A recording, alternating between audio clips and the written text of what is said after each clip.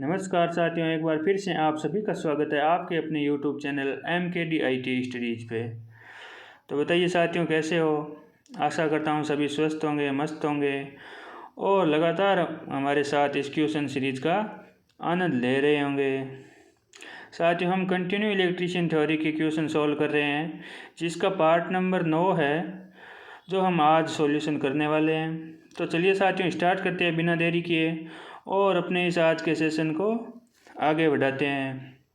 साथियों, पूर्णतः मनोयोग के साथ आपको ये सेशन अटेंड करना है और अपना पूरा ध्यान मोबाइल की स्क्रीन पे रखना है। और अगर आपको प्रश्न पूछा जाए तो आपको कमेंट बॉक्स में आंसर ज़रूर देना है। तो चलिए साथियों, स्टार्ट करते हैं। आज का अपना पहला क्वेश्चन है, अल्टरनेटर का सिंक्रोनस रिएक्टेंस किसके बराबर होता है? यानी आपको पूछा है अल्टरनेटर का जो सिंक्रोनस रिएक्टेंस होता है, तुल्यकाली रिएक्टेंस, वो इनमें से किसके बराबर होता है? ऑप्शन ए है आपका आर्मेचर का रिसाव प्रतिरोध, ऑप्शन बी है आर्मेचर का प्रतिक्रिया प्रतिरोध, ऑप्शन सी है आर्मेचर के रिसाव प्रतिरोध और आर्मेचर के प्रतिक्रिया प्रतिरोध का योग, ऑप्शन डी है रिसाव प्रतिरोध और आर्मेचर के प्रतिक्रिया प्रतिरोध का अंतर, और ऑप्शन ई है आपका रिसाव प्रतिरोध और प्रतिबाधा का योग। बताइए दोस्तों, क्या रहेगा सही आंसर? कमेंट करके ज़रूर बताएं। कमेंट में किसी भी प्रकार की कंजूसी ना बरतें। आपको जैसा भी आता है वो कमेंट में ज़रूर बताएं। अगर आपको नहीं भी आता है तो आपसे गलती होगी तो आपके एग्ज़ाम में गलती नहीं होगी, आपकी गलती यहीं पे निकल जाएगी और आप कुछ अच्छा सीख पाओगे। तो इसका आपका जो सही आंसर रहने वाला है वो है ऑप्शन नंबर सी। यानी अल्टरनेटर का जो तुल्यकाली रिएक्टेंस है वो आर्मेचर के रिसाव प्रतिरोध यानी आर्मेचर के लीकेज रेजिस्टेंस और आर्मेचर के रिएक्टेंस रेजिस्टेंस का योग होता है। यह आपको ध्यान रखना है साथियों। तो इसका आपका सही आंसर हो गया ऑप्शन नंबर सी। चलिए चलते हैं नेक्स्ट क्वेश्चन पे। अगला आपका क्वेश्चन है, डीसी शंट मोटर में चाल नियंत्रण के लिए आर्मेचर वोल्टता नियंत्रण पद्धति अथवा रियोस्टैटिक नियंत्रण पद्धति में परिवर्तनीय प्रतिरोध इनमें से किसके साथ जुड़ा होता है? ये आपको पूछा है। यानी डीसी शंट मोटर की जब हम गति कंट्रोल करते हैं उस टाइम आर्मेचर वोल्टेज नियंत्रण पद्धति अथवा रियोस्टैटिक नियंत्रण पद्धति में जो हम वेरिएबल रजिस्टर लगाते हैं वो इनमें से किसके साथ जुड़ा होता है? ऑप्शन ए आपका आर्मेचर के साथ श्रेणी क्रम में जुड़ा हुआ, ऑप्शन बी है फील्ड के साथ श्रेणी क्रम में, ऑप्शन सी है आर्मेचर पर संयोजित, ऑप्शन डी है आर्मेचर और फील्ड दोनों के साथ श्रेणी में, ऑप्शन ई है आर्मेचर और फील्ड दोनों के साथ समांतर क्रम में। बताइए किस प्रकार है जो आपका वेरिएबल रजिस्टर है जो इनके साथ जुड़ा होता है? तो इसका आपका जो सही आंसर है, तो वेरिएबल रजिस्टर को हम आर्मेचर वाइंडिंग के साथ श्रेणी क्रम में जोड़ते हैं। यानी वोल्टेज कंट्रोल करना है हमें, तो जैसे जैसे हम रजिस्टर का मान बढ़ाएंगे वैसे वैसे आर्मेचर में वोल्टता का मान है वो घटता जाएगा, जिसके द्वारा हम मोटर की गति नियंत्रण कर सकते हैं। तो इसका आपका सही आंसर हो गया option number A. DC shunt motor में गति कंट्रोल के लिए जो हम वेरिएबल प्रतिरोध लगाते हैं वो आर्मेचर के श्रेणी क्रम में लगाते हैं, ताकि जब आर्मेचर वोल्टेज का मान हम नियंत्रित करेंगे तो डीसी शंट मोटर का गति नियंत्रण आसानी से हो जाएगा। तो चलते हैं नेक्स्ट क्वेश्चन पे। अगला आपका क्वेश्चन है, कौन सी डीसी मोटर है जो सेंट्रीफ्यूगल पंपों में अनुप्रयोग हेतु उपयुक्त होती है? अब बताइए, सेंट्रीफ्यूगल पंप में हम इनमें से कौन सी मोटर को प्राथमिकता देते हैं, या उनमें से कौन सी मोटर है जो सेंट्रीफ्यूगल पंप के लिए उपयुक्त रहती है? ऑप्शन ए आपका शंट मोटर, ऑप्शन बी है सीरीज मोटर, ऑप्शन सी है क्यूमुलेटिव कंपाउंड मोटर, और ऑप्शन डी है आपका डिफरेंशियल कंपाउंड मोटर, और ऑप्शन ई है आपका सी और डी दोनों। बताइए क्या रहेगा इसका सही आंसर? डीसी मोटर है जो हम सेंट्रीफ्यूगल पंपों में काम में लेते हैं, कौन सी लेते हैं बताइए? इसका आपका सही आंसर हो गया ऑप्शन नंबर ए। जो डीसी शंट मोटर है वो हम सेंट्रीफ्यूगल पंपों में काम में लेते हैं। ध्यान रखना, क्योंकि इसकी डीसी शंट मोटर की जो गति है वो लोड के साथ है वो अपरिवर्तित रहती है, बहुत ही कम मात्रा में इसकी गति है वो कम होती है, इसकी गति लगभग नियत रहती है, हम ये कह सकते हैं। अब बात करें डीसी सीरीज मोटर की, तो डीसी सीरीज मोटर आपको पता है कहाँ पे काम में लेते हैं, जैसे यूनिवर्सल मोटर है, मिक्सर ग्राइंडर, या जहाँ पे अधिक टॉर्क की आवश्यकता होती है वहाँ पे हम काम में लेते हैं। ध्यान रखना डीसी सीरीज मोटर का जो टॉर्क है वो आपका आर्मेचर धारा के समानुपाती होता है। और बात करें आर्मेचर धारा की, तो आर्मेचर धारा है जो आपकी डीसी मोटर में फ्लक्स के समानुपाती होती है। ध्यान रखना। और टॉर्क है जो आपका आर्मेचर धारा और फ्लक्स दोनों के समानुपाती होता है। तो इस प्रकार हम कह सकते हैं टॉर्क है वो आर्मेचर धारा के वर्ग के समानुपाती होता है डीसी सीरीज मोटर में, क्योंकि फ्लक्स के समानुपाती आपका आर्मेचर धारा होता है और वो टॉर्क है जो आपका आर्मेचर धारा और फ्लक्स दोनों के समानुपाती है। तो इस प्रकार हम कह सकते हैं डीसी सीरीज मोटर में जो टॉर्क होता है आपका वो आर्मेचर धारा की वर्ग के समानुपाती होता है। अब ध्यान रखना commutator compound motor, commutator compound motor का हम प्रयोग है जो नियत गति और उच्च टॉर्क की आवश्यकता हो जहाँ पे वहाँ पे करते हैं, जैसे elevator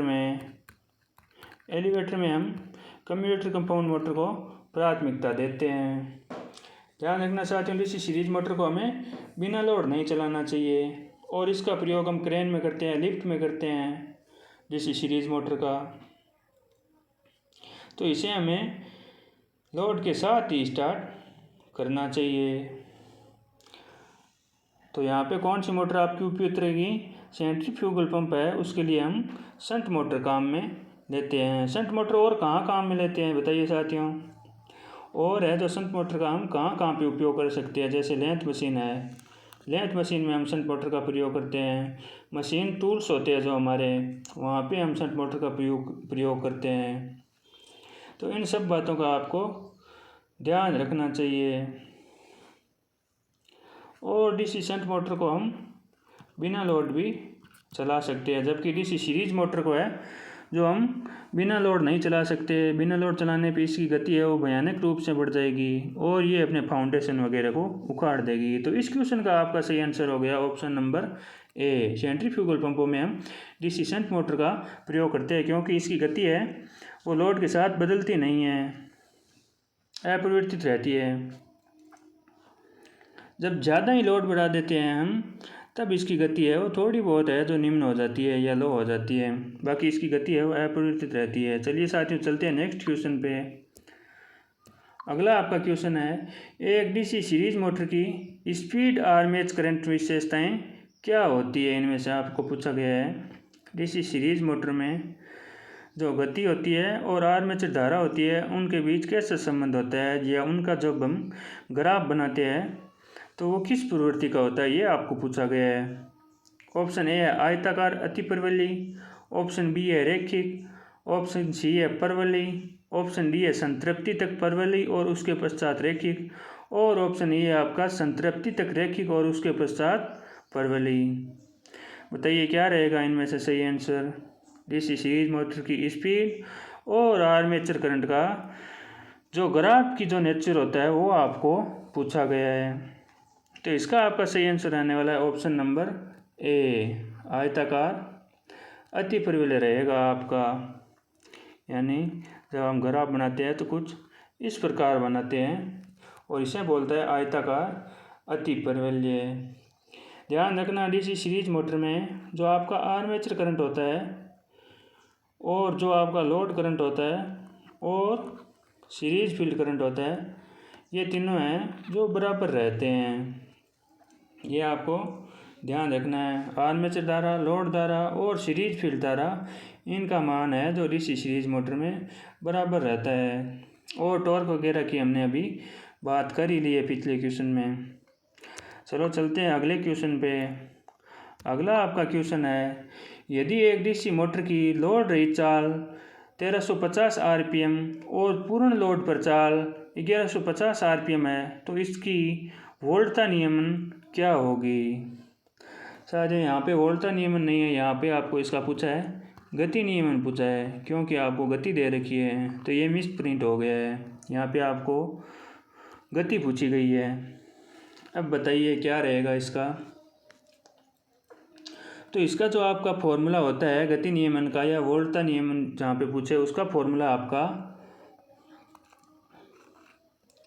no load minus full load बटा फुल लोड। तो यहाँ पे देखते हैं हम, नो लोड पे आपकी गति दे रखी है 1350 आरपीएम और फुल लोड पे आपकी गति दे रखी है 1150 आरपीएम बट्टा फुल लोड यानी 1150 आरपीएम। और जब हम इसको 100 से गुणा करेंगे तो हमारे पास क्या प्रतिशत में आंसर आ जाएगा। तो इस प्रकार सॉल्व करते हैं। तो 1350 में से 1150 क्या बचे हमारे पास 200 बटे 1150 इंटू 100। और इसको जब हम सॉल्व करते हैं तो हमारे पास आता है 17.39%। इसका गति नियमन है मोटर का। यानी एक डीसी मोटर है जिस पे अगर हम लोड नहीं रखते हैं तो उसका जो गति है वो 1350 आरपीएम है, और जब हम उस पर लोड संयोजित करते हैं तो उसकी गति 1150 आरपीएम हो जाती है। तो इसका गति नियमन है वो 17.39% होगा। तो इस प्रकार आपका इसका सही आंसर हो गया ऑप्शन नंबर सी। ध्यान रखना चाहती हूँ, ये फॉर्मूला आपको ध्यान रखना चाहिए। अगर वोल्टेज नियमन का पूछता तो यहाँ पर होता VNL माइनस VFL बटा VFL, यानी no load minus full load बटा फुल लोड। ये आपको ध्यान रखना पड़ता है। तो इसका आपका सही आंसर हो गया ऑप्शन नंबर सी। चलिए दोस्तों चलते हैं नेक्स्ट क्वेश्चन पे। अगला आपका क्वेश्चन है, यदि ई डीसी मोटर का बैक ईएमएफ है और वी है जो आपका टर्मिनल वोल्टेज है, तो अधिकतम शक्ति के लिए इनमें क्या संबंध होना चाहिए, ये आपको पूछा गया है। बताइए बैक ईएमएफ और टर्मिनल वोल्टता के बीच अधिकतम शक्ति के लिए कौन सा संबंध है जो इनमें से सही है। ऑप्शन ए आपका ई बराबर वी, यानी बैक ईएमएफ है वो वोल्टेज के बराबर होना चाहिए। ऑप्शन बी है आपका बैक ईएमएफ है वो 2V बराबर होना चाहिए, यानी वोल्टेज का 2 गुना होना चाहिए। ऑप्शन सी है ई बराबर वी बटे 2, यानी वोल्टता आपकी बैक ईएमएफ है वो आपका आधा होना चाहिए। और ऑप्शन डी है बराबर ई बराबर वी स्क्वेयर, यानी वो बैक ईएमएफ है वो वोल्टेज का वर्ग के बराबर होना चाहिए। और ऑप्शन ई है आपका ई बराबर 2V स्क्वायर। तो बताइए साथियों क्या रहेगा करेक्ट आंसर, कमेंट करके ज़रूर बताएं। कमेंट में किसी भी प्रकार की कंजूसी ना करें। अगर आपको क्वेश्चन आता है तो उसका कमेंट ज़रूर करें। कमेंट करके आंसर बताने से हैं जो आपका हौसला बढ़ेगा और वह क्वेश्चन आप कभी नहीं भूल पाएंगे जो आंसर देंगे आप उसका। तो इसका आपका जो सही आंसर रहने वाला है वो है ऑप्शन नंबर सी, यानी जब डीसी मोटर में जो बैक ईएमएफ है वो आपकी टर्मिनल वोल्टेज का आधा होगा, तब है जो हमें अधिकतम शक्ति प्राप्त कर सकते हैं। ध्यान रखना, बैक ईएमएफ है वो आपका टर्मिनल वोल्टेज का आधा होना चाहिए। वहीं अगर आपको पूछ ले कि वोल्टेज बराबर क्या होना चाहिए, तो वोल्टेज बराबर है वो आपका बैक ईएमएफ का दुगुना होना चाहिए। ऐसे भी पूछ सकता है आपको क्वेश्चन में। अगर एग्जामिनर क्वेश्चन है जो घुमा के देना चाहे तो आपको V बराबर 2E भी रख सकता है, जो इसी से हम बना सकते हैं। बस क्वेश्चन इसी प्रकार के होते हैं, इन्हीं क्वेश्चनों को बार बार घुमा के पूछा जाता है। तो ध्यान रखना साथियों। चलो चलते हैं नेक्स्ट क्वेश्चन पे। अगला आपका क्वेश्चन है, डीसी शंट मोटर भी कहलाती है। बताइए डीसी शंट मोटर को हम इनमें से क्या कह सकते हैं। ऑप्शन ए आपका नियतांक फ्लक्स मोटर, ऑप्शन बी है नियतांक वोल्टता मोटर, ऑप्शन सी है परिवर्तनीय वोल्टता मोटर, ऑप्शन डी है नियतांक धारा मोटर, और ऑप्शन ई है आपका नियतांक शक्ति गुणांक मोटर। बताइए क्या रहेगा आपका इसका सही आंसर। तो इसका जो आपका सही आंसर है वो है ऑप्शन नंबर ए, यानी डीसी शंट मोटर को हम नियतांक फ्लक्स मोटर भी कहते हैं, क्योंकि डीसी शंट मोटर में जो आपकी आर्मेचर धारा लगभग समान होती है, तब हम कह सकते हैं कि इसका फ्लक्स भी परिवर्तित नहीं होता है, समान रहता है, जिसके कारण इसकी गति भी है वो लगभग अपरिवर्तित रहती है, ज़्यादा परिवर्तित नहीं होती है। इसी कारण डीसी शंट मोटर को हम नियत गति वाली मोटर भी कह सकते हैं। तो यहाँ पे आपका सही आंसर हो गया नियतांक फ्लक्स मोटर। डीसी मोटर में जो फ्लक्स होता है वो आपका नियत रहता है।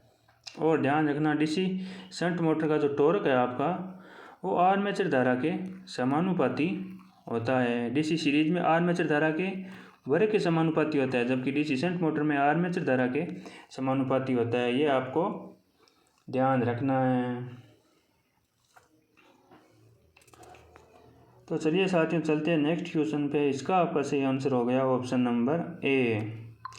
अगला आपका क्वेश्चन है, वार्ड लियोनार्ड कंट्रोल मुख्यतः एक पद्धति है। बताइए वार्ड लियोनार्ड कंट्रोल पद्धति इनमें से कौन सी है। ऑप्शन ए आपका आर्मेचर वोल्टता पद्धति, ऑप्शन बी है फील्ड नियंत्रण, ऑप्शन सी है आर्मेचर प्रतिरोध, और ऑप्शन डी है आपका फील्ड डाइवर्टर। ऑप्शन ई है या आपका बी या सी। तो बताइए क्या रहेगा इनमें से आपका सही आंसर। तो साथियों इनमें से जो आपका सही आंसर है वो है आपका आर्मेचर वोल्टता, यानी वार्ड लियोनार्ड है पद्धति है, उसमें हम आर्मेचर वोल्टेज को है हम कंट्रोल करते हैं। आर्मेचर वोल्टेज को कंट्रोल करके हम मोटर की गति कंट्रोल करते हैं। यह आपको ध्यान रखना है साथियों। चलिए चलते हैं नेक्स्ट क्वेश्चन पे।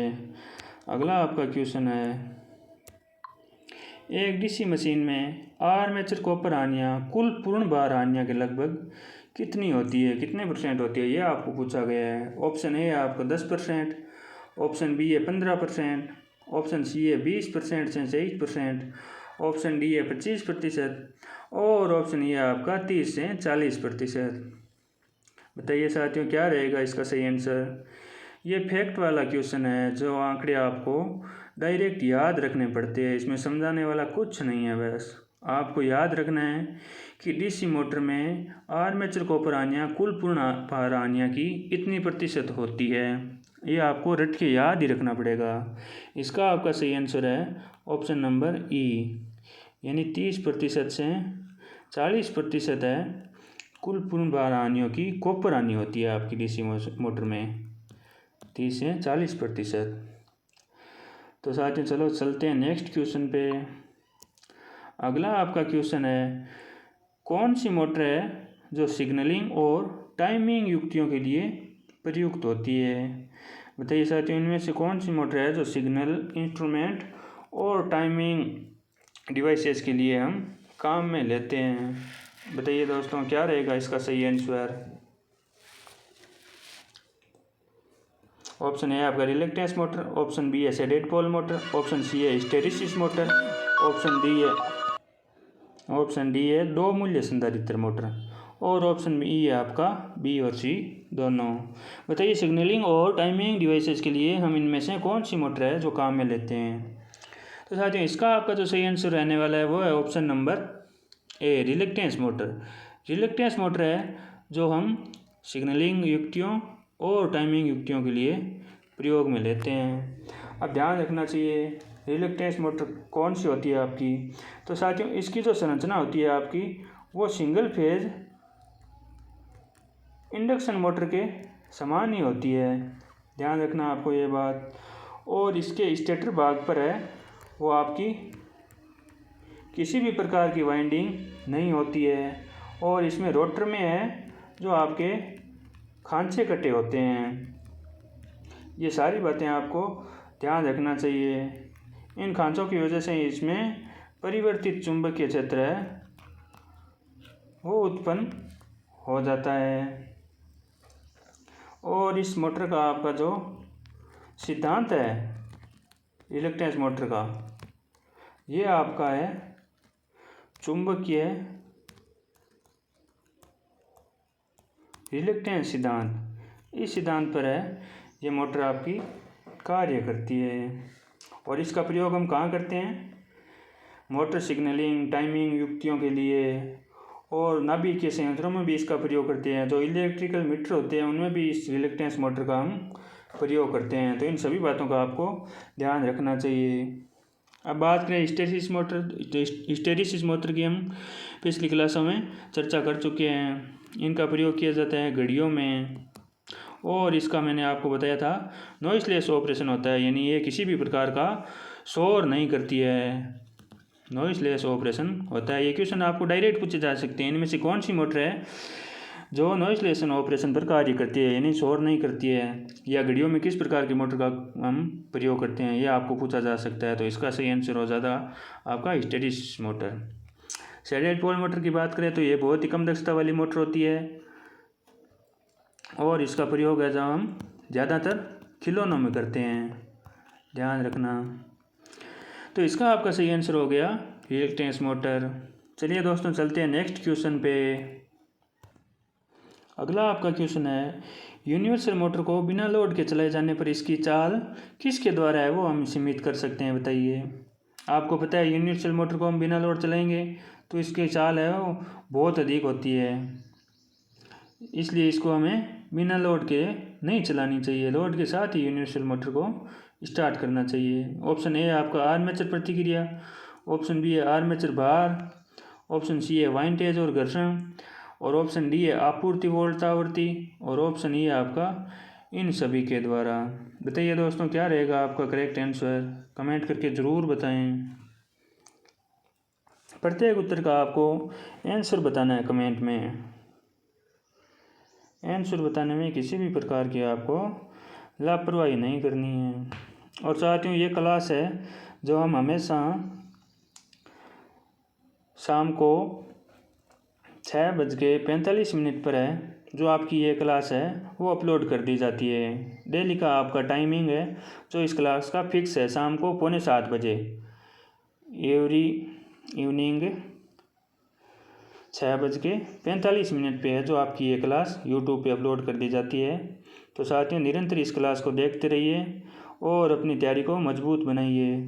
किसी भी दिन आपको ये क्लास मिस नहीं करनी है, एक भी दिन लगातार जैसे भी क्लासें अपलोड होती रहेगी आपको इन्फॉर्मेशन मिलती रहेगी। आप इस चैनल पे बने रहोगे और लगातार आपको ये क्लासें अटेंड करनी है ताकि अपनी तैयारी मजबूत हो सके और एग्ज़ाम में है जो हम अपनी मंजिल हासिल कर सकें। तो दोस्तों जैसे मैंने आपको पहले भी बता दिया है कि अगर आपकी इनकी क्वेश्चनों की प्रैक्टिस हो चुकी है तो आप दोबारा प्रैक्टिस करने के लिए वीडियो को आप फास्ट मोड में देखें, स्लो मोड में देखें, अपना टाइम ख़राब ना करें, फास्ट मोड में देखें ताकि आपको इन क्लासों का आपका रिवीजन होता रहेगा और आप इन क्वेश्चनों को भूल नहीं पाओगे। तो बताइए साथियों यूनिवर्सल मोटर को बिना लोड चलाए जाने पर हम इसकी गति है वो किसके द्वारा सीमित करते हैं। तो इसका आपका जो सही आंसर रहेगा वह ऑप्शन नंबर सी, वाइंडेज और घर्षण। यानी यूनिवर्सल मोटर को जब हम बिना लोड चलाते हैं तो इसकी गति है वो भयानक रूप से बढ़ जाती है। इसको कंट्रोल करने के लिए हम इसकी शाफ्ट पर किसी भी प्रकार का बेल्ट वेट लगा के वाइंडेज और जिसे हम बोलते हैं घर्षण के द्वारा है तो इसकी गति को कंट्रोल कर सकते हैं। चलिए साथियों चलते हैं अगले क्वेश्चन पे।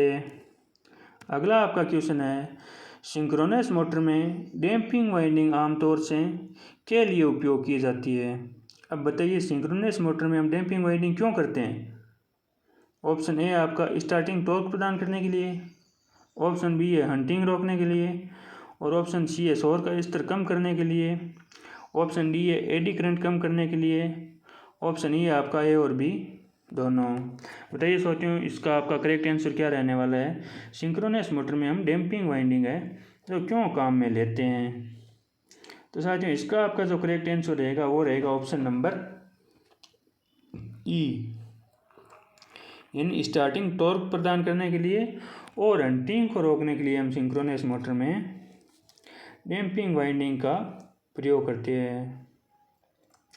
ध्यान रखना साथियों सिंक्रोनस मोटर की जो स्पीड होती है वो नियत होती है, आपको बताइए, और जब हम इस पे लोड का मान परिवर्तित करते हैं तो इसकी स्पीड भी थोड़ी बहुत परिवर्तित होती है जिसके कारण रोटर इसका कंपन करने लगता है जिसे ही हम हंटिंग दोष कहते हैं। और हंटिंग दोष को दूर करने के लिए हम इसमें डैम्पर वाइंडिंग काम में लेते हैं। जिस प्रकार हम डीसी शंट और कंपाउंड जनरेटर में कंपनसेटिंग वाइंडिंग काम में लेते हैं ना, उसी प्रकार सिंक्रोनस मोटर में हम डैम्पर वाइंडिंग काम में लेते हैं। और सिंक्रोनस मोटर की तो स्पीड आपको पता है, रोटर की स्पीड है वो चुंबकीय क्षेत्र की स्पीड के बराबर होती है। तो स्टार्टिंग में यह मोटर स्टार्ट नहीं हो पाती है। तो डैम्पर वाइंडिंग का एक यह भी कार्य होता है कि स्टार्टिंग में इसको रोटर को टॉर्क प्रदान कर देती है एक बार, तो यह मोटर स्टार्टिंग हो जाती है। उसके बाद जो इसका रोटर है वो तुल्यकालिक स्पीड पर ही गति करता है, यानी इसकी सिंक्रोनस स्पीड और रोटर की स्पीड है वो बराबर रहती है। और इसके बीच चुंबकीय लॉकिंग का सिद्धांत काम करता है, जिसके कारण रोटर है वो सिंक्रोनस स्पीड के साथ लॉक हो जाता है और उसी स्पीड पे घूर्णन करता रहता है। तो इसका आपका सही आंसर हो गया ऑप्शन ई, यानी स्टार्टिंग टॉर्क प्रदान करने के लिए और हंटिंग को ख़त्म करने के लिए हम सिंक्रोनस मोटर में डैम्पर वाइंडिंग काम में लेते हैं। अब ऑप्शन डी दे रखा है आपका एडी करंट कम करने के लिए। तो एडी करंट आपको पता है कम करने के लिए हम किसी भी कोर को हम क्या करते हैं, पटलित करते हैं, यानी उसको हम टुकड़ों में काट के वार्निश के द्वारा पटलित करते हैं, जिससे हमारा एडी करंट है या भंवर धारा हानि है वो कम हो जाती है। तो चलिए चलते हैं नेक्स्ट क्वेश्चन पे। अगला आपका क्वेश्चन है, निम्न में से कौन सा एक unexcited single phase synchronous motor है, यानी ऐसा कौन सा मोटर है जिसको इसमें एक्साइटेशन देने की आवश्यकता नहीं होती, बिना उत्तेजन के ही कार्य कर सकता है। ऑप्शन ए आपका रिलक्टेंस मोटर, ऑप्शन बी है रिपल्शन मोटर, ऑप्शन सी है यूनिवर्सल मोटर और ऑप्शन डी है आपका AC series motor, option E है इनमें से कोई नहीं। बताइए अनएक्साइटेड मोटर है तो इनमें से कौन सा सिंगल फेज मोटर है जो अनएक्साइटेड मोटर है, ये आपको बताना है साथियों। तो इसका जो आपका सही आंसर रहने वाला है वह ऑप्शन नंबर ए, यानी जो आपका रिलक्टेंस मोटर है ये आपका अनएक्साइटेड सिंगल फेज मोटर है। इसको किसी भी एक्साइटेशन की ज़रूरत नहीं होती है। रिलक्टेंस मोटर के बारे में जो हम चर्चा है हमने अभी की है, जैसे पिछले क्वेश्चन में रिलक्टेंस मोटर की चर्चा हमने की थी। उसका उपयोग जैसे टाइमिंग युक्तियों के लिए, सिग्नलिंग में, नाभिकीय संयंत्र में, इलेक्ट्रिकल मीटर में, इनमें है जो हम रिलक्टेंस मोटर का उपयोग करते हैं। इसकी संरचना सिंगल फेज इंडक्शन मोटर के समान होती है और इसमें स्टेटर पर किसी भी प्रकार की वाइंडिंग नहीं होती। रोटर में खांचे कटे होते हैं जिसके कारण चुंबकीय क्षेत्र उत्पन्न हो जाता है और यह मोटर चुंबकीय रिलक्टेंस सिद्धांत पर काम करती है। ये सारी बातें हमने पिछले क्वेश्चन में पढ़ी है, तो इन सारी बातों का आपको ध्यान रखना है। तो इसका आपका सही आंसर हो गया रिलक्टेंस मोटर है उसको हमें किसी भी प्रकार की एक्साइटेशन देने की ज़रूरत नहीं रहती। तो चलिए साथियों चलते हैं अगले क्वेश्चन पे। आपको यह भी पता होना चाहिए कि साथियों रिलक्टेंस मोटर है वो आपकी सिंक्रोनस मोटर का ही एक प्रकार है, यानी इसकी स्पीड भी नियत रहती है, ये आपको पता रहना चाहिए साथियों। सिंक्रोनस इस मोटर का ही एक प्रकार है जो आपका रिलक्टेंस मोटर है, हिस्टैरिसीस मोटर है, ये सिंक्रोनस मोटर के ही प्रकार है। एक आपका स्टेपर मोटर भी होती है। अब साथियों बात करें रिपल्शन मोटर की, तो ये कौन सी मोटर होती है। रिपल्शन मोटर है जो आपकी, जिसे हम बोलते हैं प्रतिकर्षण मोटर, इसे हम क्या बोलते हैं, प्रतिकर्षण मोटर भी बोलते हैं। अब साथियों आप कमेंट में यह बताएं कि यह मोटर किस सिद्धांत पर काम करती है, यह ज़रूर बताएं। रिपल्शन मोटर है जो किस सिद्धांत पर कार्य करती है, कमेंट में ज़रूर बताएं। अगर आपको जैसे भी आता है वैसे आपको बताना है। तो साथियों जो आपकी रिलक्टेंस मोटर है वो आपकी कार्य करती है प्रतिकर्षण सिद्धांत पर, यह आपको पता होना चाहिए। रिपल्शन का नाम मतलब ही क्या होता है, प्रतिकर्षण होता है। प्रतिकर्षण सिद्धांत पर यह आपकी कार्य करती है। अब बात करें इसमें रोटर किस प्रकार का होता है, इसमें वाउंड प्रकार का आपका रोटर होता है और इस मोटर की जो संरचना है आपकी वो कंपाउंड मोटर के समान होती है। जो आपकी डीसी कंपाउंड मोटर है उसके समान इसकी संरचना होती है और इसमें स्टेटर और आर्मेचर के बीच है जो आपकी कम्यूटेटर और कार्बन बर्स जुड़े होते हैं, ये आपको पता ही होगा, कम्यूटेटर और कार्बन बर्स। और इसके जो कार्बन बर्स है वो आपस में शॉर्ट सर्किट होते हैं। जैसे एक कार्बन बर्स है ये, एक ये बर्स है, ये दोनों आपस में शॉर्ट सर्किट होते हैं, ध्यान रखना कम्यूटेटर पर। तो इन सारी चीज़ों को आपको याद रखना है रिपल्सन मोटर के बारे में, ये किस प्रकार काम करती है। और रिपल्सन मोटर का जो प्रयोग है वो करते हैं कंप्रेसर में।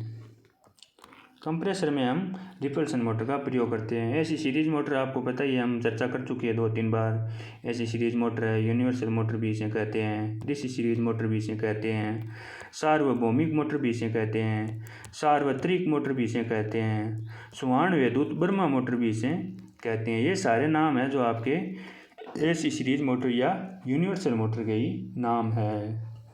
ऑप्शन सी में भी आपका यूनिवर्सल मोटर दे रखा है। तो इसका आपका सही आंसर हो गया रिलक्टेंस मोटर है, जिसको हमें किसी भी प्रकार का एक्साइटेशन देने की ज़रूरत नहीं है।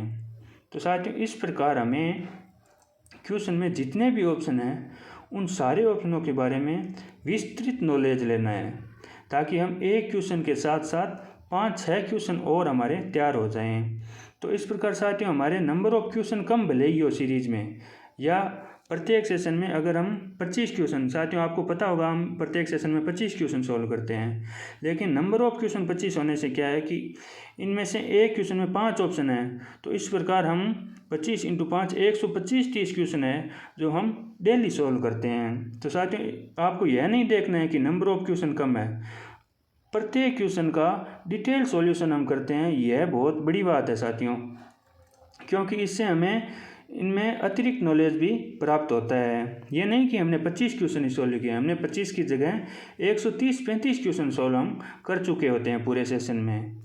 तो साथियों लगातार बने रहिए और अपनी तैयारी का आनंद लेते रहिए। पूरे आनंदित तरीके से इन क्वेश्चनों को पढ़ें।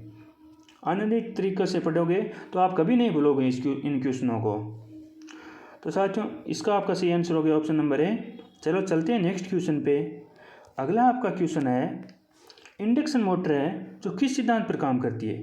यानी आपका इंडक्शन मोटर का सिद्धांत है वो आपको पूछा गया है। साथियों बताइए कौन से सिद्धांत पे है जो आपकी इंडक्शन मोटर है वो काम करती है। सही आंसर बताएं।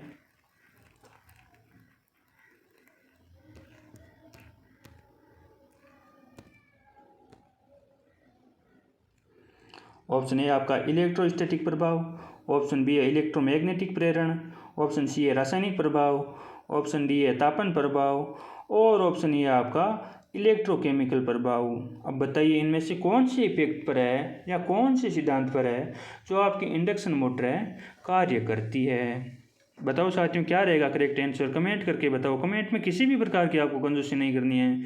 मैं आपको बार बार कह रहा हूँ कि जो भी आपको क्वेश्चन आता है उसका कमेंट में आंसर ज़रूर दें। अगर आपको यहाँ पे आपकी गलती भी हो जाती है तो आपकी एग्ज़ाम में गलती नहीं होगी, आपकी गलती है वो यहीं सुधर जाएगी। और एग्ज़ाम में गलती ना होना मतलब आप अपनी मंजिल को प्राप्त कर चुके हैं। तो बताइए क्या रहेगा इसका सही आंसर। तो इसका जो सही आंसर रहेगा वो आपका इलेक्ट्रोमैग्नेटिक इंडक्शन सिद्धांत यानी इलेक्ट्रोमैग्नेटिक प्रेरण के सिद्धांत पर है जो आपकी इंडक्शन मोटर है वो काम करती है। इलेक्ट्रोमैग्नेटिक इंडक्शन का सिद्धांत किसने दिया था ये आपको पता ही है।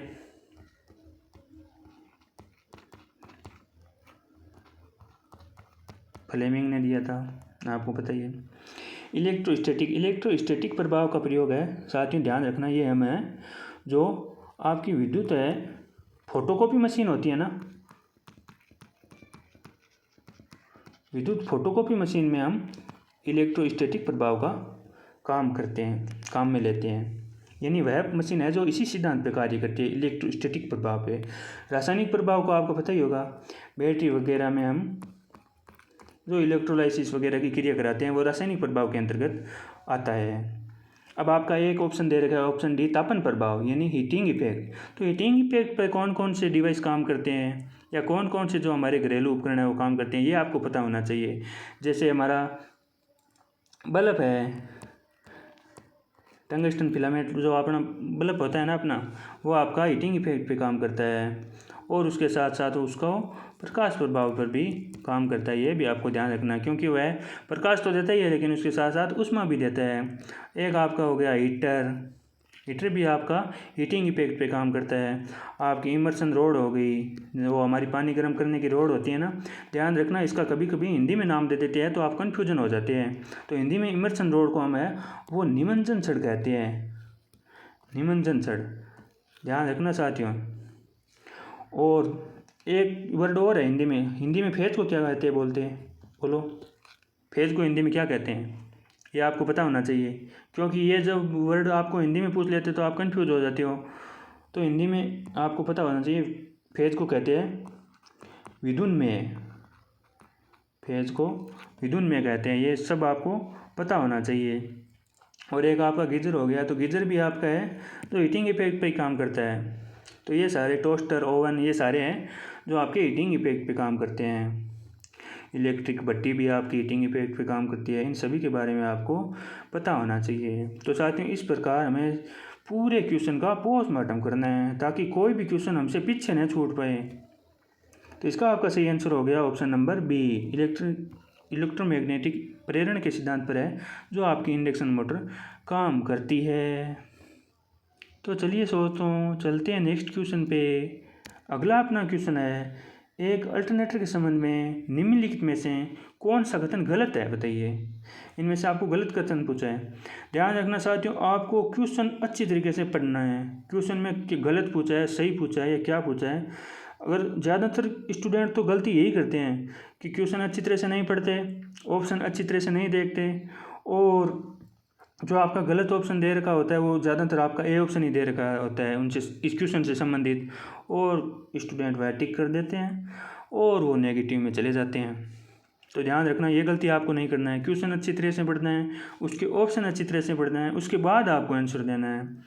अल्टरनेटर के संबंध में इनमें से आपको गलत कथन पूछा है, ये आपको ध्यान रखना है, गलत पूछा है। ऑप्शन ए आपका यह स्टेटर से आपूर्ति लेता है, यह एसी और डीसी दोनों उत्पन्न करता है। ऑप्शन सी है चुंबकीय क्षेत्र घूर्णन करता है। ऑप्शन डी है इसकी आर्मेचर स्थिर होता है। और ऑप्शन ई है यह आंतरिक ऊर्जा को ऐसी विद्युत शक्ति में परिवर्तित करता है। तो बताइए साथियों क्या रहेगा इसका सही आंसर, कमेंट करके ज़रूर बताएं। तो इसका आपका सही आंसर है अल्टरनेटर है जो हमारा एसी और डीसी दोनों उत्पन्न करता है। अब यह हम पे निर्भर करता है कि हम आउटपुट किस प्रकार का चाहते हैं, वो हम प्राप्त कर सकते हैं। अगर हमें एसी चाहिए तो अल्टरनेटर के शाफ्ट पे हम स्लिप रिंग लगा देंगे तो हमें एसी आउटपुट प्रदान करेगा, और अगर हमें डीसी चाहिए तो हम कम्यूटेटर लगा देंगे तो हमें डीसी प्रदान हो जाएगी। तो ध्यान रखना साथियों। अब बात करें अल्टरनेटर की, तो अल्टरनेटर भी हमारा इलेक्ट्रोमैग्नेटिक इंडक्शन सिद्धांत पे काम करता है, यानी विद्युत चुंबकीय प्रेरण के सिद्धांत पर अल्टरनेटर है जो अपना कार्य करता है। ध्यान रखना, डीसी जनरेटर को ही जब हम एसी आउटपुट प्राप्त करने के लिए स्लिपिंग लगा देते हैं तो वह अल्टरनेटर बन जाता है। यह एक प्रकार का डीसी जनरेटर ही होता है। डीसी जनरेटर में कम्यूटेटर लगा होता है तो हमें आउटपुट डीसी मिलता है, और जब हम स्लिपिंग लगा देते हैं तो हमें आउटपुट एसी मिल जाता है। ध्यान रखना स्लिपिंग को हिंदी में क्या कहते हैं, ये छोटे छोटे वर्ड्स हैं, इनको आपको ध्यान रखना चाहिए। स्लिपिंग को ही हम बोलते हैं सर्पिवल्य। तो इन वर्ड्स में आपको कन्फ्यूजन नहीं होना है बिल्कुल भी।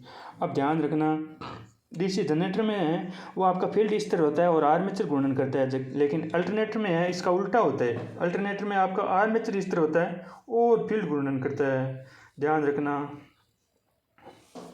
और इसमें अल्टरनेटर में है जो हम रोटर पर है वो फील्ड वाइंडिंग करते हैं और स्टेटर पर है वो आर्मेचर वाइंडिंग करते हैं। इन सभी बातों को आपको ध्यान रखना है साथियों। तो इसका आपका सही आंसर हो गया ऑप्शन नंबर बी, यह एसी और डीसी दोनों उत्पन्न कर सकता है। बस निर्भर यह हम पे करता है कि हम कैसा आउटपुट चाहते हैं। अगर हमें एसी चाहिए तो स्लिप रिंग लगा देंगे, और अगर हमें डीसी चाहिए तो कम्यूटेटर लगा देंगे। और जब हम आउटपुट डीसी प्राप्त करेंगे तो इसी को डीसी जनरेटर कहा जाता है, और एसी प्राप्त कर रहे हैं तो इसी को अल्टरनेटर नाम दे दिया जाता है। तो ध्यान रखना इन सभी बातों का। चलिए चलते हैं नेक्स्ट क्वेश्चन पे। अगला आपका क्वेश्चन है, एक अल्टरनेटर के रोटर में डीसी आपूर्ति के लिए कितने स्लिप रिंग लगे होते हैं, यह आपको पूछा गया है इसमें से। यानी अल्टरनेटर से हम डीसी आपूर्ति प्राप्त कर रहे हैं तो उनके लिए कितने स्लिप रिंग है वो हमें लगाने चाहिए। ऑप्शन ए आपका 1, ऑप्शन बी है 2, ऑप्शन सी है 3, ऑप्शन डी है 4 स्लिप रिंग और ऑप्शन ए आपका 5 स्लिप रिंग। बताइए अल्टरनेटर में डीसी आपूर्ति प्राप्त करने के लिए हम कितने स्लिप रिंग है जो लगाने की आवश्यकता हमें होती है। तो ध्यान रखना डीसी आपूर्ति में 2 ही होते हैं आपके, पॉजिटिव और नेगेटिव, या फेज और न्यूट्रल कुछ भी बोले। तो आपका 2 स्लिप रिंग की हमें आवश्यकता होगी, ध्यान रखना इसका। अगर 3 फेज बोलता तो हम 3 स्लिप रिंग लगा देते R/B, और स्टार कनेक्शन का बोलता हमें तो हम 4 स्लिप रिंग लगा देते, क्योंकि एक न्यूट्रल के लिए भी। तो ध्यान रखना 3 फेज में 3, स्टार कनेक्शन का बोले तो 4, और डीसी आपूर्ति के लिए तो 2 स्लिप रिंग लगा देते हैं, क्योंकि डीसी में पॉजिटिव और नेगेटिव आपका, या फेज और न्यूट्रल बोले तो ये 2 ही वायर होते हैं जिनसे हमें सप्लाई प्राप्त होती है। तो चलिए साथियों चलते हैं नेक्स्ट क्वेश्चन पे। अगला आपका क्वेश्चन है फ्लेमिंग का दाएं हाथ का नियम बिजली के एक जनरेटर में क्या पता लगाने के लिए लागू किया जाता है। अब फ्लेमिंग के दाएं हाथ के रूल के बारे में आपको पता होना चाहिए, तभी आप इस क्वेश्चन का सही आंसर दे पाओगे। ऑप्शन ए है रोटर घूर्णन की दिशा, ऑप्शन बी है प्रेरित ईएमएफ की ध्रुवीयता, ऑप्शन सी है प्रेरित ईएमएफ की दिशा, ऑप्शन डी है चुंबकीय क्षेत्र की दिशा, और ऑप्शन ए आपका चुंबकीय प्रेरण का मैग्नीट्यूड। बताइए क्या रहेगा सही आंसर, कमेंट करके ज़रूर बताएं। मैं आपको बार बार बोल रहा हूँ साथियों, कमेंट करें, जो भी आपको आंसर आता है कमेंट ज़रूर करें। कमेंट करोगे तो आपका जो अपना सेल्फ कॉन्फिडेंस है वो बढ़ेगा, आपको लगेगा कि हमें ये क्वेश्चन आ रहे हैं। और अगर नहीं भी आ रहे हैं, गलती भी करोगे तो ये गलती आपको दोबारा दोहराई नहीं जाएगी आपसे ये गलती। तो फ्लेमिंग का दाएं हाथ का नियम आपको पता होना चाहिए। जैसे ही हम राइट हैंड के तर्जनी, मध्यमा और अंगूठा इन तीनों को आपस में 19 डिग्री पर फैलाते हैं, तो तर्जनी से हमें क्या पता चलता है, चुंबकीय क्षेत्र की दिशा, और मध्यमा से प्रेरित ईएमएफ की दिशा, और अंगूठा की हमें दर्शाता है चालक की गति या उस पर लगने वाला बल। तो ध्यान रखना तर्जनी आपकी चुंबकीय क्षेत्र को दर्शाती है, मध्यम में आपकी प्रेरित ईएमएफ को दर्शाती है, और अंगूठा आपका गति या बल को दर्शाता है। तो इसमें आपको पूछा है दाएं हाथ का नियम है वो जनरेटर में क्या पता लगाने के लिए किया जाता है, तो इसका आपका सही आंसर रहने वाला है ऑप्शन नंबर सी, यानी प्रेरित ईएमएफ की दिशा ज्ञात करने के लिए है जो हम जनरेटर में फ्लेमिंग का राइट हैंड रूल है वो काम में लेते हैं। और ध्यान रखना डीसी मोटर में हम कौन सा नियम काम में लेते हैं, फ्लेमिंग का लेफ्ट हैंड का रूल। लेफ्ट हैंड रूल क्या दर्शाता है, यही है साथियों, तर्जनी है वो आपकी चुंबकीय क्षेत्र को दर्शाएगी, और मध्यम है वो आपकी इसमें प्रेरित ईएमएफ को दर्शाती है और उसमें आपकी प्रेरित धारा को दर्शाएगी, ध्यान रखना, और अंगूठा है वो आपको गति या बल की दिशा दर्शाएगा। तो ये है आपके फ्लेमिंग के दाएं हाथ का नियम और फ्लेमिंग के बाएं हाथ का नियम। तो इसका आपका सही आंसर हो गया ऑप्शन नंबर सी, प्रेरित ईएमएफ की दिशा ज्ञात करने के लिए हम फ्लेमिंग का दाएं हाथ का रूल काम में लेते हैं। चलिए दोस्तों चलते हैं नेक्स्ट क्वेश्चन पे।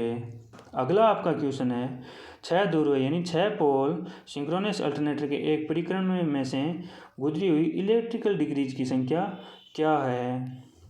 अब इलेक्ट्रिकल डिग्री पूछा है आपको, विद्युत डिग्री पूछा है, कितना कोण होगा इसमें, तो इसके लिए आपको फॉर्मूला ध्यान में रखना ही चाहिए साथियों। फॉर्मूला ध्यान में होगा तभी आप ये क्वेश्चन कर पाओगे, फॉर्मूले के वगैरह ये क्वेश्चन आप है जो नहीं कर पाओगे।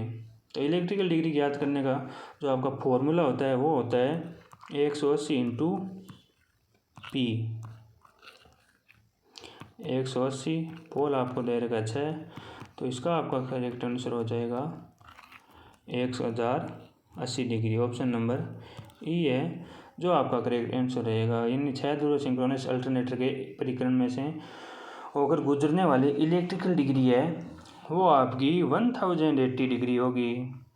चलिए दोस्तों चलते हैं नेक्स्ट क्वेश्चन पे। अगला आपका क्वेश्चन है यदि ध्रुवों की संख्या 4 है और 300 आरपीएम की गति है तो एक सिंक्रोनस जनरेटर की आवृत्ति क्या होगी।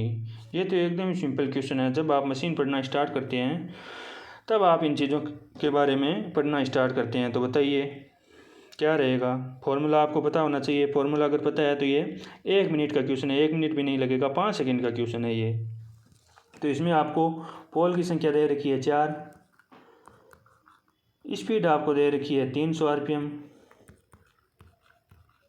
ध्यान रखना, RPM की क्या फुल फॉर्म होती है बताओ, कमेंट करके ज़रूर बताओ। तब तक मैं क्वेश्चन सोल्व कर रहा हूँ, तब तक बताओ RPM की फुल फॉर्म क्या होगी।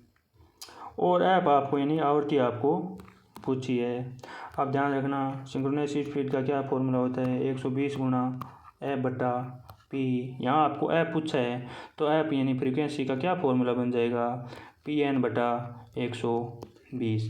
पोल आपको दे रखे हैं 4, गति है आपकी 300 RPM बटे 120। जब हम इसको सॉल्व करते हैं तो हमारे पास आती है 10 हर्ट्ज। आपका आंसर होगा option number A. Synchronous generator की आवृत्ति क्या होगी, 10 हर्ट्ज होगी। ध्यान रखना, आवृत्ति का मात्रक क्या होता है, हर्ट्ज होता है। 1 सेकेंड में पूर्ण किए गए चक्रों की संख्या हम क्या कहते हैं, हर्ट्ज कहते हैं।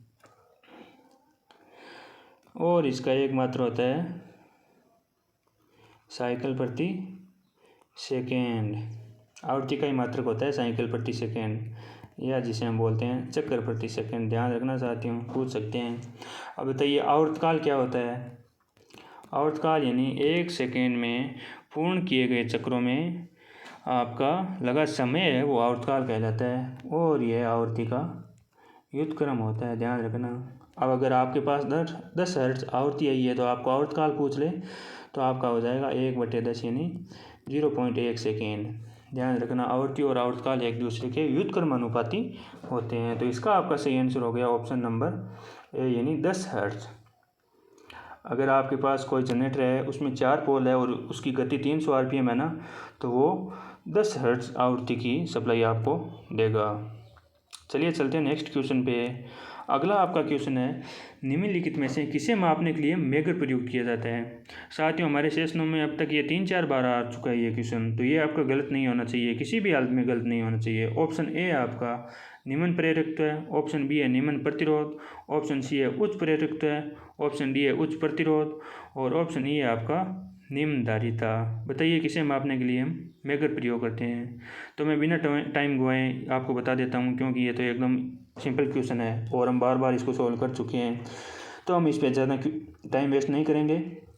और इसका आपका सही आंसर हो जाएगा ऑप्शन नंबर डी। उच्च प्रतिरोध मापने के लिए जो मेगर का प्रयोग करते हैं, जैसे इंसुलेशन प्रतिरोध, क्योंकि आपको पता है इंसुलेशन का प्रतिरोध है वो बहुत हाई होता है, उसको मापने के लिए हम मेगर का प्रयोग करते हैं। प्रेरकत्व मापने के लिए हम किसका प्रयोग करते हैं बताइए। प्रेरकत्व मापने के लिए हम करते हैं मैक्सवेल ब्रिज,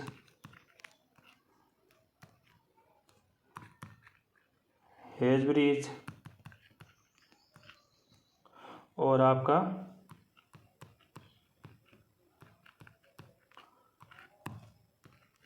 एंडरसन ब्रिज,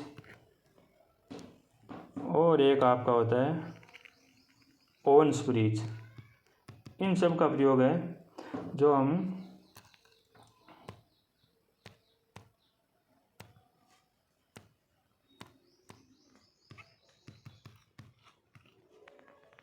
प्रेरकत्व मापने के लिए करते हैं। अब बताइए धारिता मापने के लिए किसका प्रयोग करते हैं, कमेंट में ज़रूर बताएं। कमेंट करके साथियों आपको बताना ही पड़ेगा, मैं आपको बार बार कह रहा हूँ, कमेंट करके बताएं, आपका कॉन्फिडेंस लेवल है वो हाई रहेगा। धारिता माप करने के लिए हम एक होता है आपका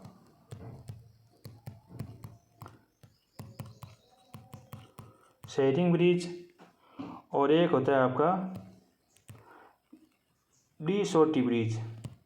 डी सोटी ब्रिज, ध्यान रखना ये नाम इसी प्रकार का आपको याद नहीं रहेगा। शेयरिंग ब्रिज और डी सोटी ब्रिज का नाम प्रयोग है जो हम धारिता मापने के लिए करते हैं। और प्रेरकत्व के लिए Maxwell bridge, hedge bridge, Anderson bridge और ओवन्स ब्रिज का प्रयोग है जो हम प्रेरकत्व मापने के लिए करते हैं। उच्च प्रतिरोध हम इंसुलेशन के द्वारा मापते हैं और निम्न प्रतिरोध है जो हम ओम मीटर वगैरह के द्वारा माप सकते हैं। तो इस प्रकार साथियों हमें पूरे क्वेश्चन का पोस्टमार्टम करना है। देख लीजिए हम क्वेश्चन किस प्रकार है जो क्वेश्चन को सोल्व कर रहे हैं। तो चलिए चलते हैं नेक्स्ट क्वेश्चन पे।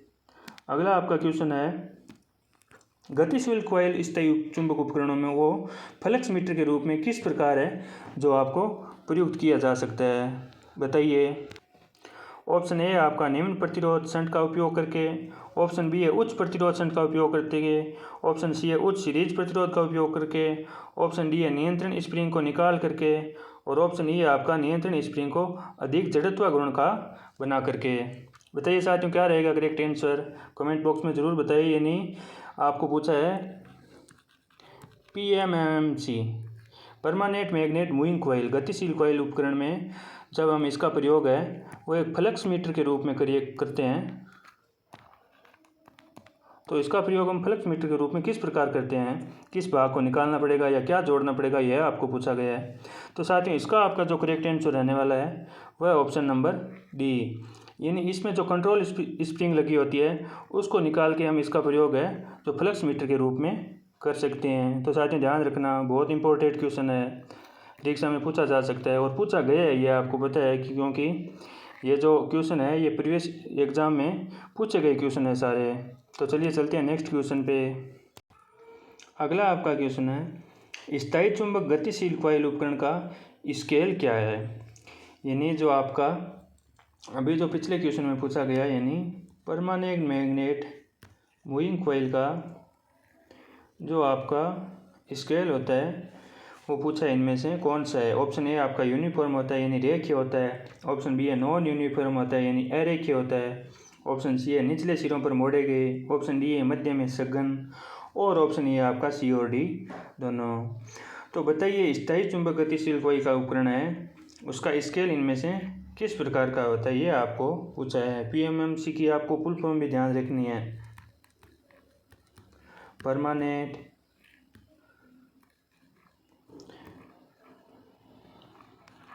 मैग्नेट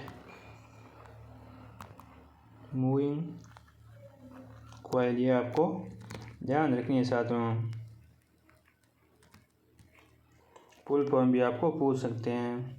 तो इसका जो आपका सही आंसर रहने वाला है वो है ऑप्शन नंबर ए, यानी PMMC का जो आपका स्केल होता है ये यूनिफॉर्म होता है, रेखीय होता है, ध्यान रखना आपको, नॉन यूनिफॉर्म नहीं होता। अब बताइए नॉन यूनिफॉर्म है तो आपके किस इंस्ट्रूमेंट का स्केल है जो नॉन यूनिफॉर्म होता है। तो आपको ध्यान रखना PMMI यानी परमानेंट मैग्नेट जो मूविंग आयरन उपकरण होता है ना आपका, PMMI की फुल फॉर्म क्या होती है, परमानेंट मैग्नेट मूविंग आयरन। तो उसका आपका जो स्केल है वो आपका नॉन यूनिफॉर्म होता है, ध्यान रखना। स्थायी चुंबक गतिशील कॉइल उपकरण का रेखीय और स्थायी चुंबक मूविंग आयरन यानी चल लोह उपकरण का आपका जो स्केल है वो आपका नॉन यूनिफॉर्म होता है। तो इसका आपका सही आंसर हो गया ऑप्शन नंबर ए। चलिए दोस्तों चलते हैं नेक्स्ट क्वेश्चन पे। अगला आपका क्वेश्चन है एक स्थायी चुंबक चल कॉइल उपकरण में विक्षेपण टॉर्क है वो किसके सीधे समानुपाती होता है, बताइए। ये आपको PMMC का ही पूछा है।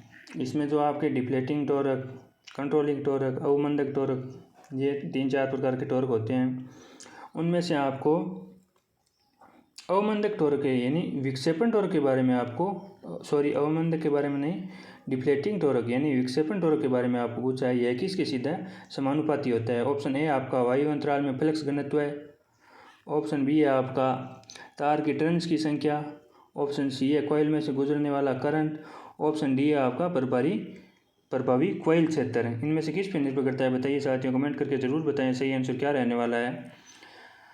तो इसका आपका सही आंसर रहने वाला है ऑप्शन नंबर ई, यानी एक स्थायी चुंबक चल कॉइल उपकरण में जो विक्षेपण टॉर्क है वो आपका वायु अंतराल में फ्लक्स घनत्व है, तार के टर्न्स की संख्या या कॉइल्स में गुजरने वाला करंट और प्रभावी कॉइल का क्षेत्रफल, इन चारों चीज़ों पर है जो आपका विक्षेपण टॉर्क है वो आपका निर्भर करता है, ध्यान रखना साथियों। चलो चलते हैं नेक्स्ट क्वेश्चन पे, और आज के सेशन का अपना अंतिम क्वेश्चन है। तो बताइए यदि एक चल लोह उपकरण को एक एमीटर के रूप में प्रयुक्त किया जाना है तो कॉइल उसमें किस प्रकार की रखी जाती है, यह आपको पूछा गया है। ये आपका क्वेश्चन है जो PMMI प्रकार टाइप के मीटर का है, यानी परमानेंट मैग्नेट मूविंग आयरन जो आपका इंस्ट्रूमेंट होता है उसके बारे में आपको पूछा गया है।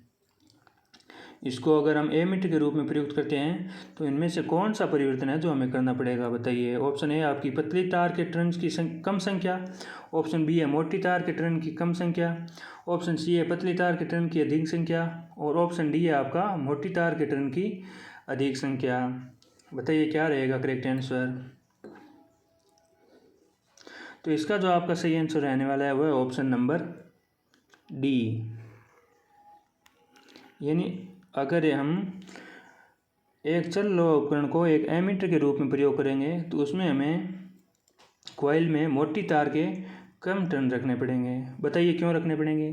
क्योंकि एमीटर का जो हमें पता है प्रतिरोध क्या होता है, कम होता है। तो कम प्रतिरोध के लिए हम वायर की साइज है वो बड़ी रखती है और टर्न है वो हम कम रखते हैं, ध्यान रखना। इस प्रकार इसमें मोटी तार के टर्न है वो अधिक रखे होते हैं, ध्यान रखना। सॉरी साथियों, कम नहीं, टर्न अधिक होते हैं मोटे तार के। तो इसका आपका सही आंसर हो गया ऑप्शन नंबर डी। तो साथियों आज के क्वेश्चन हमारे हो गए समाप्त। आज हमने 25 क्वेश्चन सॉल्व किए। बताइए कमेंट करके ज़रूर बताना आज के क्वेश्चन आपको कैसे लगे। साथियों मैं आपसे बार बार कह रहा हूँ, यह प्रश्न आपकी प्रतियोगी परीक्षाओं के लिए अति महत्वपूर्ण है जो साबित होंगे। आप देख लेना, आप एग्ज़ाम देके आओगे तब आपको इन क्वेश्चन सीरीज़ का बहुत फ़ायदा मिलेगा, देखना आप। क्योंकि ये सारे क्वेश्चन है जो प्रीवियस एग्ज़ाम में आए हुए क्वेश्चन है और प्रतियोगी परीक्षाओं में वही क्वेश्चन है जो बार बार घुमा के पूछे जाते हैं। कोई नया क्वेश्चन नहीं बनता साथियों, उन्हीं क्वेश्चनों को बार बार पूछा जाता है। बस इन्हीं क्वेश्चनों में से थोड़ा बहुत चेंज करके आपको क्वेश्चन पूछेंगे। अगर आपको ये पढ़ रखे होंगे आपने तो आपका एक भी क्वेश्चन इनमें से गलत नहीं होने वाला है, देख लेना सर। तो साथियों हमेशा हमारे साथ बने रहिए और इस प्रकार महत्वपूर्ण प्रतियोगी परीक्षाओं के लिए जो क्वेश्चन मैं लेके आ रहा हूँ हमेशा इनकी तैयारी हमारे साथ कंटिन्यू बनाए रखें ताकि आप अपनी मंजिल को जल्द से जल्द हासिल कर सकें। साथियों यह जो आपकी इलेक्ट्रीशियन थ्योरी की जो सीरीज चल रही है इसका ये सेशन है जो हमेशा आपका शाम को 6:45 पे है, जो अपलोड कर दिया जाता है। तो आप तुरंत जाके देख सकते हैं। डेली को शाम के 6:45 बजे यानी 6:45 पे ये जो आपकी क्लास है वो यूट्यूब पे अपलोड कर दी जाती है। तो आप चैनल को सब्सक्राइब कर लें और बेल आइकन प्रेस कर लें ताकि जब भी क्लास अपलोड होते ही आपके पास नोटिफिकेशन आ जाए और आप इस महत्वपूर्ण क्लास से वंचित नहीं रहे, अपने क्वेश्चन सीरीज़ का आनंद कंटिन्यू लेते रहें। तो चलिए साथियों मिलते हैं नेक्स्ट सेशन में। आज का हमारा सेशन समाप्त हो गया है। मिलेंगे अगले सेशन में नए क्वेश्चन सीरीज़ के साथ, एक नई उम्मीद के साथ, नए जोश जुनून के साथ। तब तक साथियों आप इन क्वेश्चंस की प्रैक्टिस करते रहिए और लगातार हमारे साथ इस चैनल पे बने रहिए। ध्यान रखना साथियों, एग्ज़ाम में सिलेक्शन पाने में जो 90% भूमिका है वो आपकी सेल्फ स्टडी की होती है। 10% भूमिका है जो पढ़ाने वाले की होती है, चाहे आपका कोई सा भी माध्यम हो पढ़ाने वाला का, यूट्यूब के माध्यम से या किसी कोचिंग वगैरह के माध्यम से। उसकी भूमिका है जो आपकी 10% ही होती है, लेकिन वो आपको गाइड सही दिशा में करता है तो आपकी जो सिलेक्शन होने के चांस है वो बढ़ जाते हैं। तो साथियों आज का सेशन यहाँ पे करते हैं समाप्त। मिलते हैं कल। चलिए साथियों, सभी साथियों को नमस्कार, जय हिंद, जय भारत, धन्यवाद साथियों, थैंक यू।